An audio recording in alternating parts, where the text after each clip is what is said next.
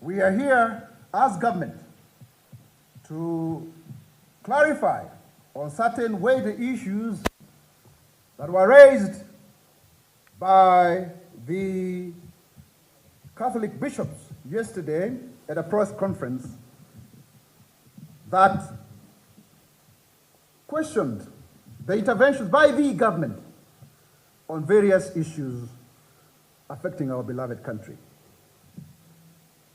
The government has taken note of concerns raised by the Kenya Conference of Catholic Bishops, KCCB, regarding various pressing issues affecting our nation. We welcome the bishops' engagement and value their advocacy for the well-being of Kenyans. We wish to respectfully respond to each point raised, affirming our commitment to transparency, accountability, and the welfare of all citizens. On corruption, the government reiterates its commitment to upholding ethical standards in public service as per Article 232 of the Constitution, and continues to prioritize transparency and accountability in its dealing as part of the national values and principles. The head of state and government, His Excellency President William Ruto, has numerously emphasized that his administration is prioritizing the fight against corruption as a most urgent national challenge, calling for swift legislative reforms to tackle this menace head-on. Key among the government's proposals are amendments to the Evidence Act and Criminal Procedure Code to hasten corruption investigations and prosecutions aimed at expeditious conclusion of graft cases within 6 months. To strengthen citizen involvement, the government has proposed amendments to the Witness Protection Act to overhaul protection of whistleblowers, ensuring their safety and incentivizing reporting of corruption and other criminal activities. The administration has tabled amendments to the Public Finance Management Act and the Public Procurement and Disposal of Assets Act, targeting procurement as a focal point of corruption and abuse of office in the public sector. These reforms will introduce a fully digital and transparent procurement platform to provide real-time end-to-end visibility of procurement activities from tender announcements to contract awards.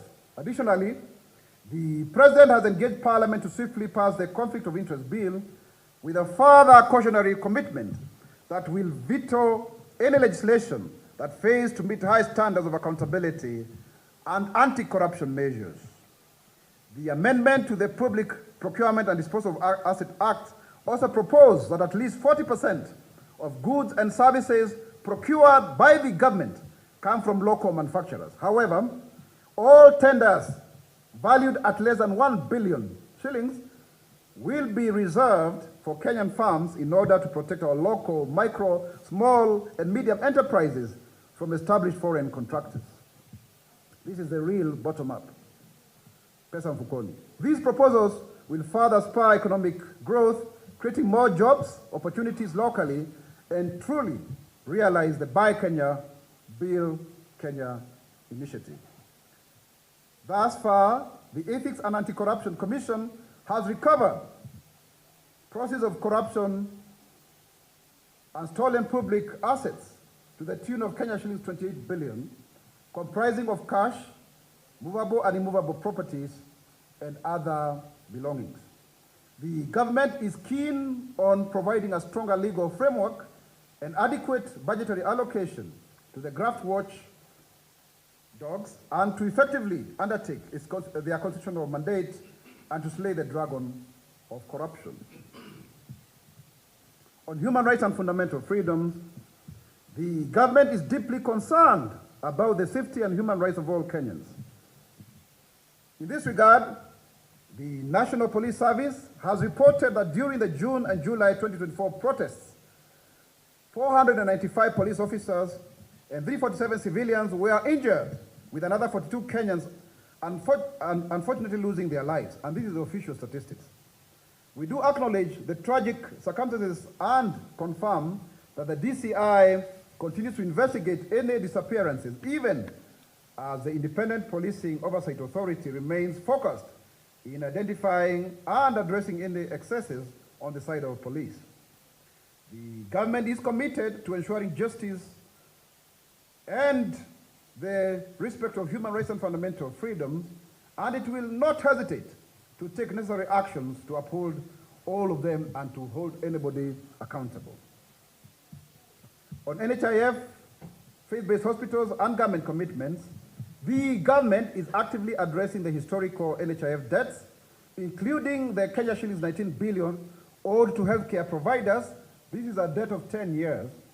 And as of now, we have already disbursed 5.05 billion, with faith-based hospitals, including the Catholic hospitals, receiving Kenya shillings 938 million. And further, an additional 2.5 billion is scheduled for disbursement in the next few days. The government assures that these pending bills will be cleared, allowing the healthcare providers to continue serving our people effectively. As we are very committed to the better plan, we are also equally devoted to ensure that each and every promise that we make is realized, and that if people think that it is yet to be done, it's because we are in the midterm. And even when you have a child who is in midterm, you cannot say you now have the report card at the end of the term. The child is still in school. We are only in power for about 2 years. So those of people who are saying it's about lies, no, it's not lies, it's work in progress. We are also selling you our vision. We are telling you what we are intending to do and what we have been able to accomplish. So I think that is something that we need to do between what is and what ought to be. We are making very good progress in securing the legacy of President William Ruto, especially with regards to the 5 pillars of the better plan. In this regard, about universal health care, through the shift to shift, issues of medical bills will permanently be resolved, and that this program will permanently transform the provision of healthcare services to ensure all Kenyans have access to preventable, promotive, palliative, and curative care. And as a result, over 14 million Kenyans have been enrolled in SHIF, and over 60% of employers have also been enrolled. This is a positive feedback on the success of this new medical scheme, and it actually negates what the naysayers and pundits have been saying about it. We therefore, as government, urge all Kenyans who have not registered in SHIF to shift to SHIF through *147# or https://www.sha.go.ke and also Afyangu, so that you can benefit. And as I said earlier, I have actually benefited personally at a family level. On the proposed extension of tenure of elected leaders, there is nothing like that. This is dead on arrival, because this was a bill that was privately sponsored by Senator Samson Cherargei, who I was privileged to serve with in the last Senate, and it was thus not a government-sponsored bill. And the Justice and Legal Affairs Committee and Human Rights of the Senate did not okay the bill, and so it will not and cannot proceed.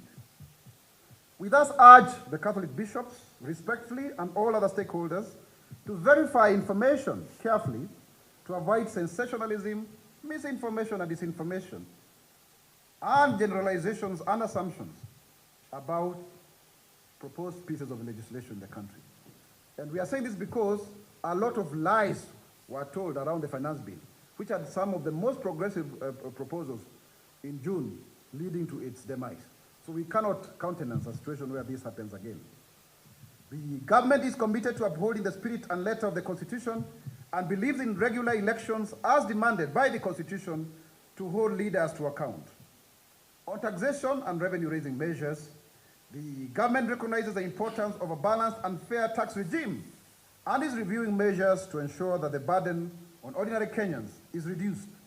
The government is working towards reform to make the tax system equitable while meeting the obligations to fulfill the national agendas as enshrined in the Kenya Vision 2030 and the MTP4. The proposed tax reforms aim at achieving a fair and equitable tax system, including provision of justified tax amnesty and a reduction in tax expenditures to channel more resources towards essential public services. The reforms expand the digital tax base to include ride-hailing, food delivery, freelance, and other professional services, ensuring digital service providers also contribute fairly to the economy. So if you are ordering food, and then you are charged more, I think that's fair. If you are taking an Uber, that's just, and it's such a manner that they are the ones to pay, and they should not pass on that to the consumer or to the customer. Additionally, a significant economic presence tax will be levied on income from non-resident entities in Kenya, digital marketplace. And you should understand why we are saying this, because now the digital marketplace is borderless. It is not within the confines of geographical borders. So if you have a digital presence significantly here in Kenya and you are an American company or a UK company or any other company, you should be able to pay tax. And that is actually verifiable because you have the market share. So please pay so that we can help the country to move forward. And this is an international best practice. It's not just Kenya which does so. These changes are part of the Tax Laws Amendments Bill 2024 and other related bills reflecting a broad public input designed at enhancing tax compliance and revenue collection. The rejection of the 2024 Finance Bill occasioned the loss of Kenya shillings 346 billion in projected revenue, and the government must innovatively look for alternative means to finance the national budget.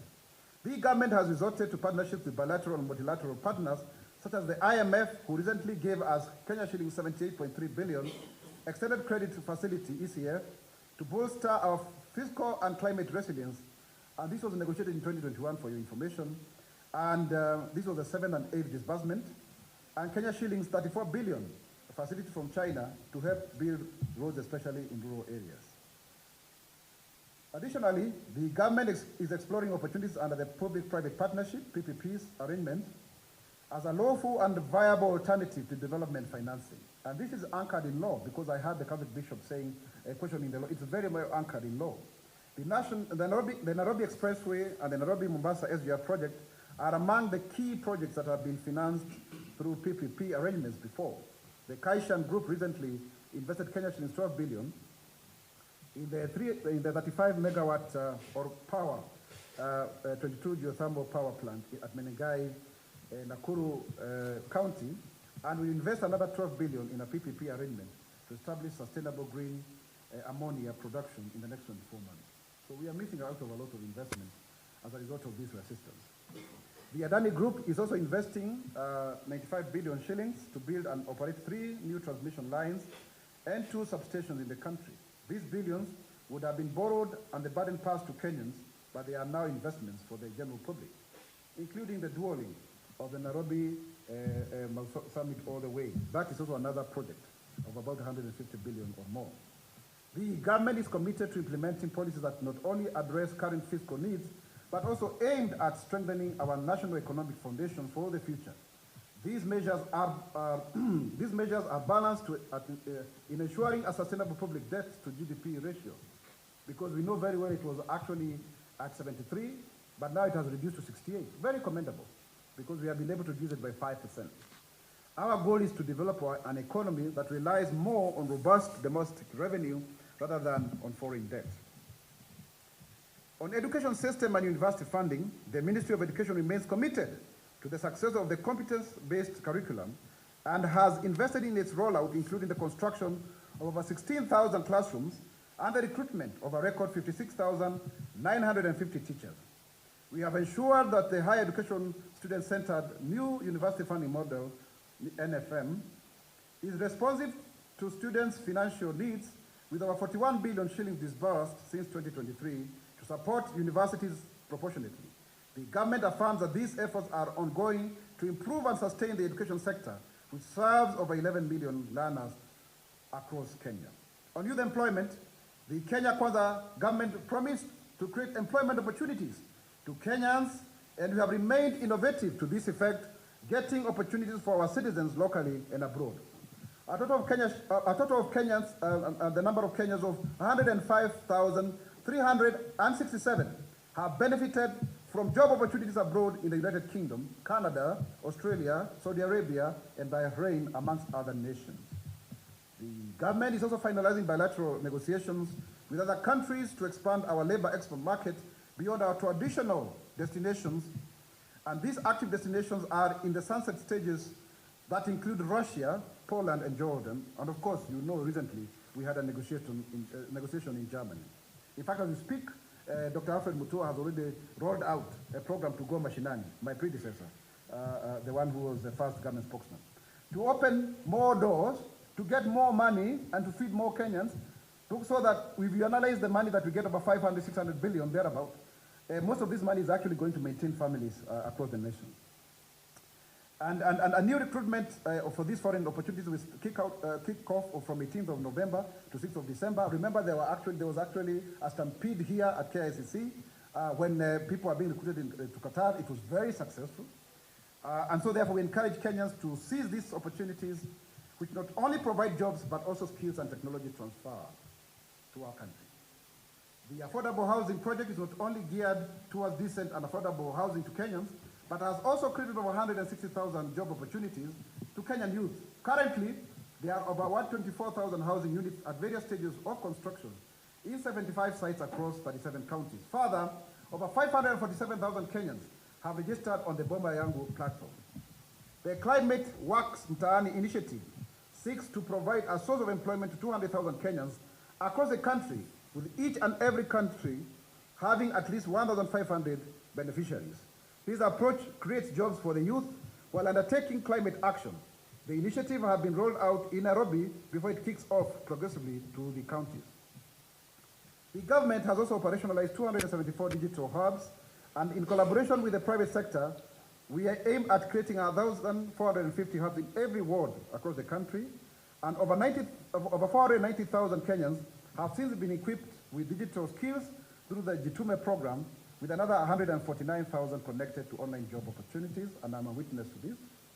Further, the free visa entry to Kenya has also given a boost to our tourism industry and service industry, with the country expecting 2.5 million visitors this year, up from 1.4 million visitors in the year 2022.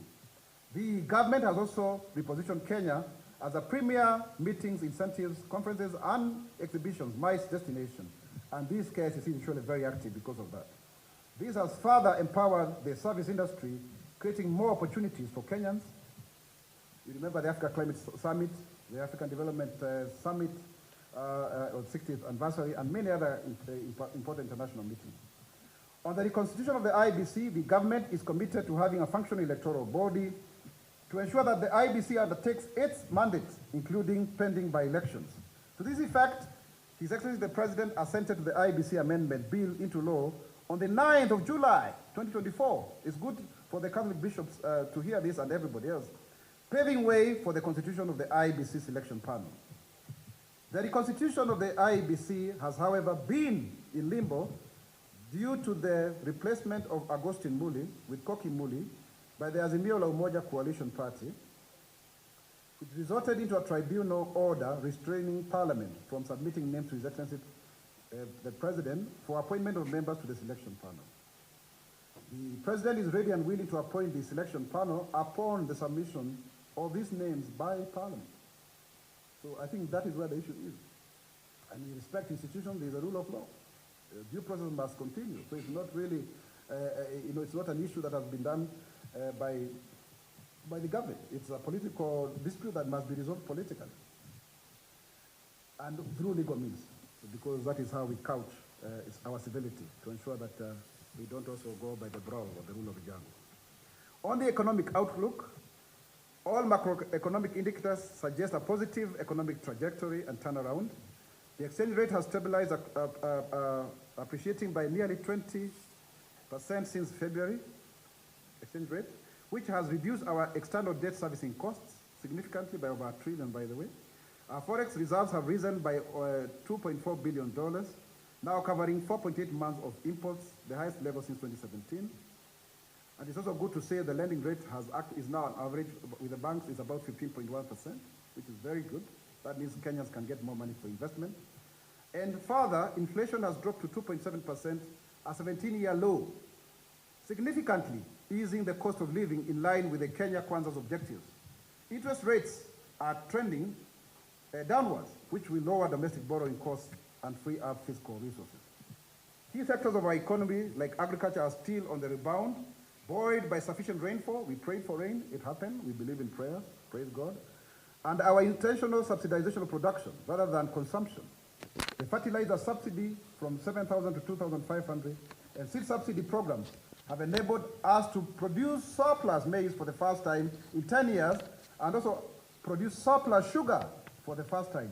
Now Kenya is a net exporter of sugar like other countries.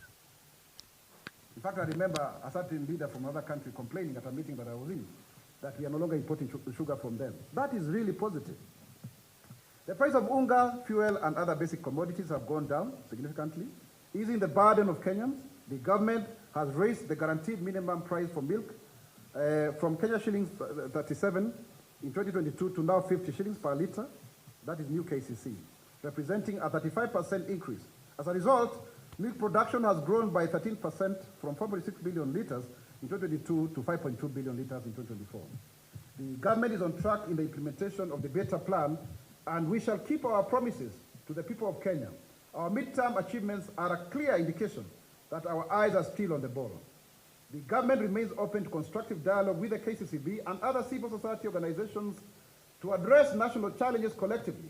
We urge citizens and civil society players to fault and critique the government based on facts and in good faith, not on propaganda, innuendos, and imagination sometimes that are not true, based on maybe misinformation and misinformation. We are both partakers of the vision and space in this great nation because we are all building the nation together. Project Kenya must succeed. We may have different viewpoints, but we all belong to this country. The government thus remains dedicated and committed to safeguarding the welfare of all Kenyans, building a unified nation grounded in accountability, equality, justice, and peace in the spirit of nationhood and patriotism. Kenya itainuka, Kenya itasimama, Kenya itanawiri kwa umoja na uzalendo. Mimi ni Mkenya mzalendo. Je, wewe? Wanahabari wenzangu, ni wakati wa kuuliza maswali. Tutachukua maswali 2-3.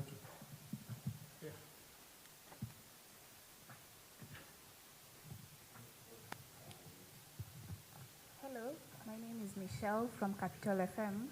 I would like you to confirm the cumulative NHIF debt that the government has settled so far. Yesterday, the Catholic bishops said that the hospitals, the hospitals, most of which are run by Catholics, are still owed 3 billion. So please clarify on that. And the 9 billion released so far, how much has gone to church-run facilities and secular hospitals? Thank you.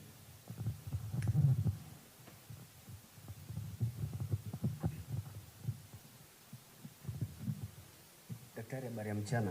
Sijambo sana Afrika. Asante. Tony Reagan. Ni Ronnie. Ronnie Reagan. Tunapoteleana ndio maana. Daktari, nina maswali matatu kwetu sote leo hii. Na swali la kwanza ambalo nitaanza nalo daktari ni karibu wewe ni moja kati yao. Asante sana. Huu ndio mdomo wa serikali. Naam. Huenda leo nikachanganya. Huenda leo utaniruhusu leo nitachanganya Kimombo na Kiswahili wa Kenya wapate kuelewa. Na daktari, swali la kwanza ambalo Wakenya wanauliza sasa hivi katika mitandao ya kijamii kuanzia ripoti ya jana ya maaskofu wa kanisa la Katoliki ni kwamba why is the government reactive? Statement moja pekee ilijibiwa na statement zaidi ya 9 kuelekea 10 na 10. It looked like it was now a moment of us attacking them. Kwamba ni sasa wacha tuwavamie moja kwa moja. Tuliona wanasiasa wakiwemo wabunge na maseneta wakivuruga kweli. Sina kwa leo tunasikia kwa sababu itabidi nisimame. Hii iko mbali.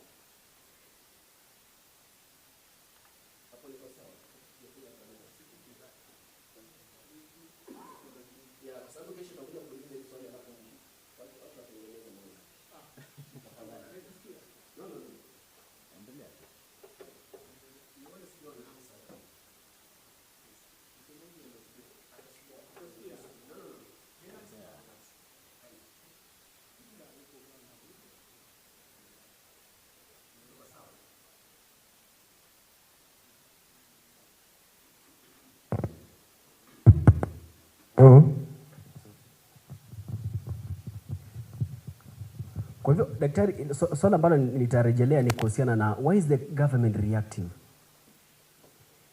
Iwapo maaskofu wa kanisa la Katoliki walijitokeza wakisema kwamba kuna hizi changamoto ambazo Wakenya wanakumbana nazo kwa njia moja au nyingine, kila ambacho serikali ilifaa kufanya kilikuwa ni kipi? Mumeeleza udhaifu wenu, mumeeleza unyonge wenu, mumeeleza kula ambako mmefeli, basi mrekebishe tukienda mbele. Tusiwe na hii daktari ile ya back and forth na kuwavuruga Wakenya. Sasa umezungumza, najua wengine watajitokeza tena, maaskofu wengine tena watazungumza kujibu kila ambacho umesema. Tutakuwa tunapelekana mbele tukirejea nyuma. Tuenda miguu mbele, miguu 10 mbele, tutarejea miguu 100 nyuma. Swala la pili daktari, ni kuhusiana na mauaji, utekaji nyara, na tukizungumzia mauaji tunazungumzia sana swala la mauaji dhidi ya mtoto wa kike ama wanawake. Kati ya hao wote ambao wamekuwa wakifariki katika msimu huu, miezi 2 iliyopita, miezi 3, daktari, ni taarifa za kugutusha sana, zinatisha sana. Yule ambaye ameuliwa huenda ni mamangu, yule ambaye ameuliwa huenda ni dadangu, na kama si dadangu basi ni rafiki yangu, na akikosa kuwa rafiki yangu basi ni rafiki wa rafiki yangu. Daktari, hatuwezi tukaelekea mbele tukipoteza Wakenya kiholela. Serikali inajua kila ambacho inafaa kufanya. Msitueleze kwamba daktari, DCI wanachunguza. DCI wanasema wanachunguza, wanakuja kutueleza kwamba hawajui ni akina nani ambao wanafanya zile abductions, utekaji nyara. Daktari, na maana kwamba tuna asasi zingine tofauti na NIS na DCI na maafisa wa polisi, vitengo mbalimbali ambavyo vinatekeleza wajibu huu. Tueleze ni nani ambao anawateka nyara wa Kenya, na hawa 29 ambao hadi kufikia sasa hawajulikani waliko, watarejeshwa kwa familia zao wakati upi daktari? Na daktari, ninapomalizia na kuomba tu daktari, yajibu maswali yangu jinsi ambavyo nimeyauliza, Wakenya wapate kukuelewa leo hii, na kuomba kwa heshima.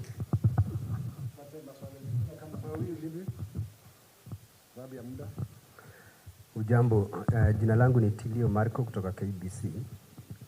Wakenya wanaendelea kuhangaika hospitalini kutokana na matatizo ya SHIF.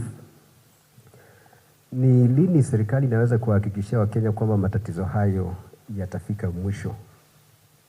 Wataendelea hivyo hadi lini? Hivyo ndio nataka kujua, kufikia lini matatizo hayo yatakuwa yameisha. La mwisho, kama kuna mdada mmoja jitayarisha nimpatie nafasi ya mwisho kabisa. Safi. Asante sana daktari. Mimi naitwa Vincent Afande kwa niaba ya Radio Citizen. I have 3 brief questions in regards to yesterday's bishop statements. Na ningeomba daktari uyanakili ili ujibu moja baada ya nyingine. Swali moja kwanza linajitokeza ni je, viongozi wa kidini wanapojibizana na serikali ni changamoto gani zinaweza shuhudiwa hasa kisiasa? Hilo ni swali moja. Na maoni yako ni yapi kuhusu viongozi wa kidini na taasisi za serikali? Hivi majuzi tumeshuhudia wanajibizana hapa na pale, viongozi wa kidini wakidalilisha serikali, hasa Rais William Ruto. Na swali langu la mwisho, mheshimiwa, ni ushawishi gani wa kisiasa unapojitokeza kutokana na viongozi wa kidini na wa kisiasa nchini? Asante sana daktari.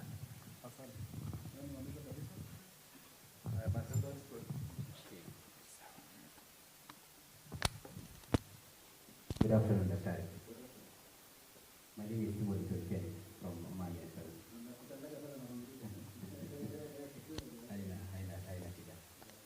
Swali langu ni kwamba inahusiana na mpya wa SHA. Kufika sasa ni kama mwezi 1.5 tangia ubuniwe, lakini kufika sasa daktari, bado ukiangalia ama ukienda kuangalia akaunti yako bado haijaread ama ina read 0. Tueleze, watu wataanza kuona wanalipia nini, ama hiyo fedha yao ambayo wanakatwa kwenye biashara yao ama wenye wanalipia kutokana na mabiashara yao itaanza kuonekana lini, ama ndio serikali bado inachukua hiyo fedha kulipia NHIF?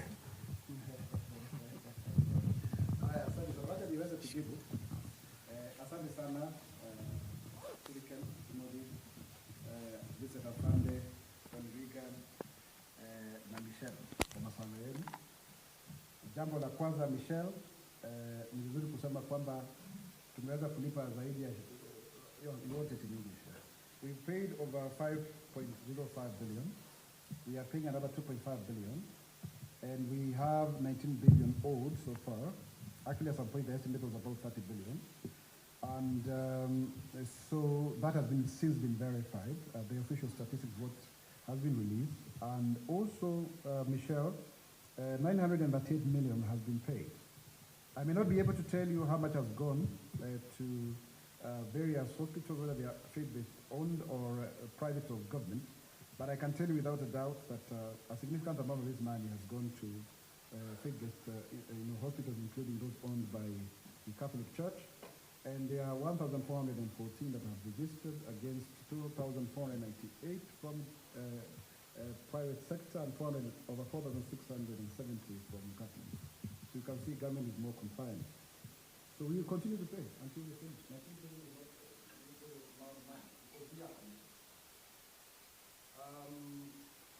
and then I think the other question came from Ronnie Reagan. They will always be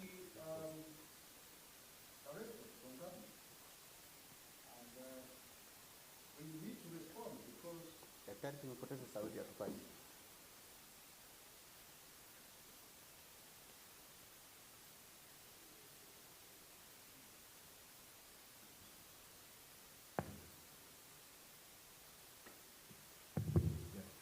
We need to respond because what we found yesterday is that the statement by the Federal Conference of Customs Bishops was not correct in several respects. We are the custodians of public information, and so therefore we cannot fail. We are the custodians of public information, and therefore we cannot fail to clarify and to give the right facts. That in real sense, we don't agree with the issue, for example, of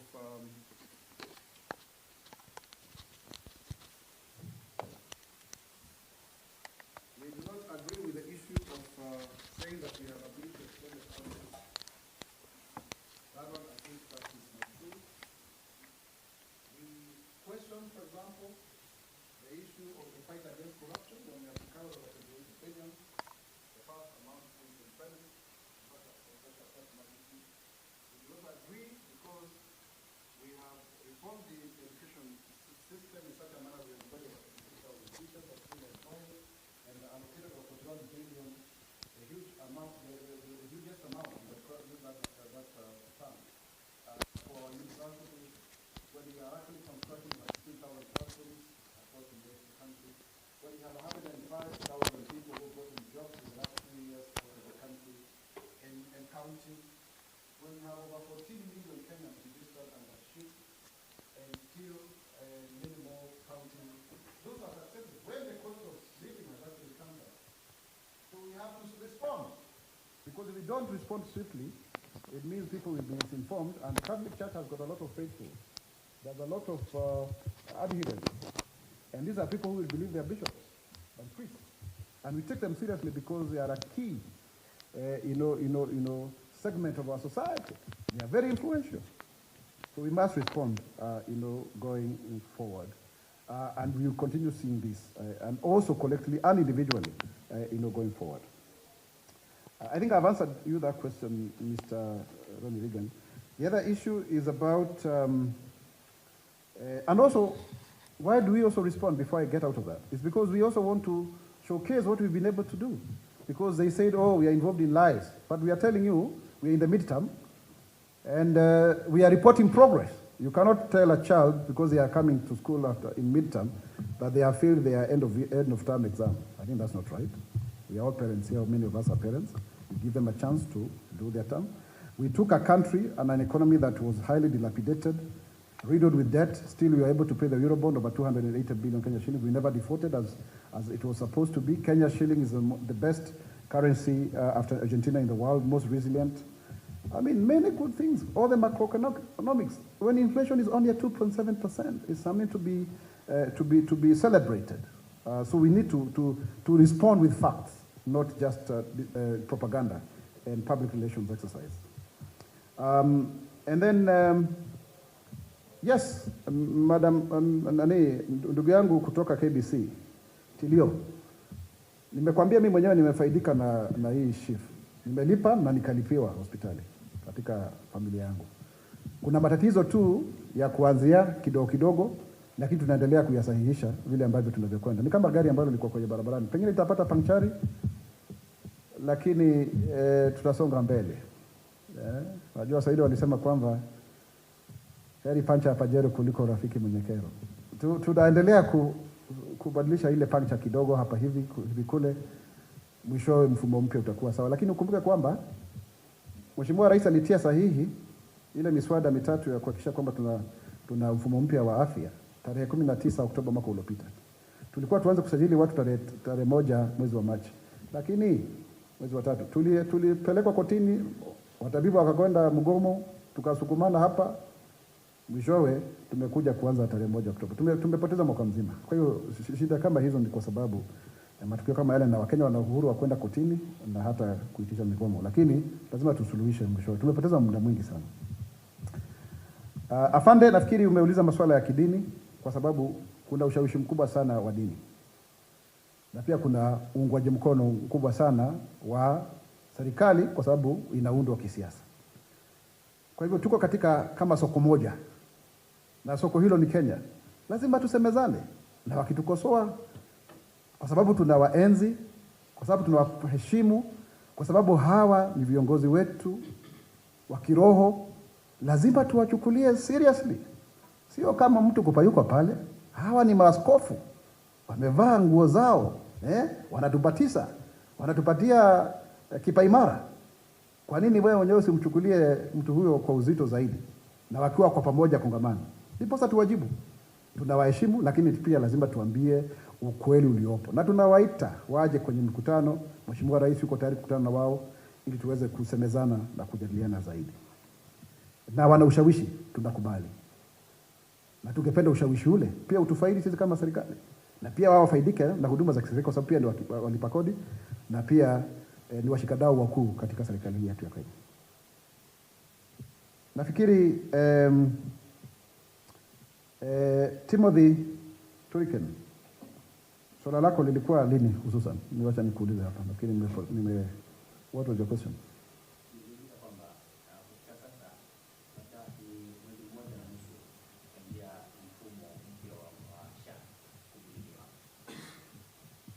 Mfumo huo wa SHA kubuniwa.